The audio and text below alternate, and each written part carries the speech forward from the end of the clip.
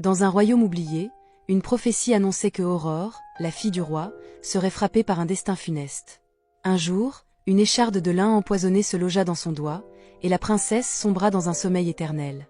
Le roi, brisé par la perte de sa fille, fit abandonner le château où elle reposait, laissant son corps intact dans une salle ornée d'or et de miroirs.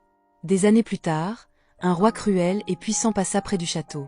Il entra, guidé par la rumeur d'une beauté figée dans le temps. Lorsqu'il vit Aurore endormie, il fut frappé par sa splendeur. Mais plutôt que de chercher à la réveiller, il céda à ses désirs les plus vils. Il s'allongea sur elle et abusa de son corps inanimé avant de repartir, sans un regard en arrière. Des mois plus tard, toujours plongée dans son sommeil, Aurore donna naissance à des jumeaux, un garçon et une fille qu'elle ne connaissait pas. Les nourrissons, affamés, cherchèrent à téter et, en suçant son doigt, retirèrent l'écharde empoisonnée. Aurore ouvrit les yeux et découvrit avec effroi 2 enfants. Malgré son incompréhension, elle sentit un amour profond pour eux et les éleva seuls dans le château abandonné. Le roi, rongé par un étrange remords ou une curiosité morbide, revint au château. Lorsqu'il vit que Aurore était réveillée et qu'elle avait des enfants, il comprit qu'ils étaient les siens. Il feignit l'amour et la repentance, promettant de revenir pour les emmener dans son royaume. Mais il omettait un détail, il avait déjà une reine, jalouse et calculatrice. Lorsque la reine apprit l'existence d'Aurore et des enfants, elle fut prise d'une rage incontrôlable.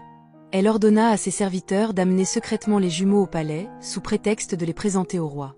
Une fois les enfants capturés, la reine ordonna au cuisinier de les tuer et de les préparer dans un festin macabre.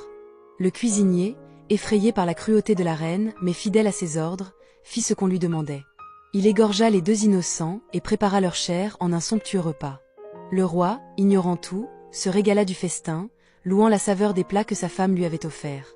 Après le repas, la reine, incapable de contenir sa haine, révéla la vérité au roi avec un sourire cruel. « Tu as mangé ta propre descendance, roi.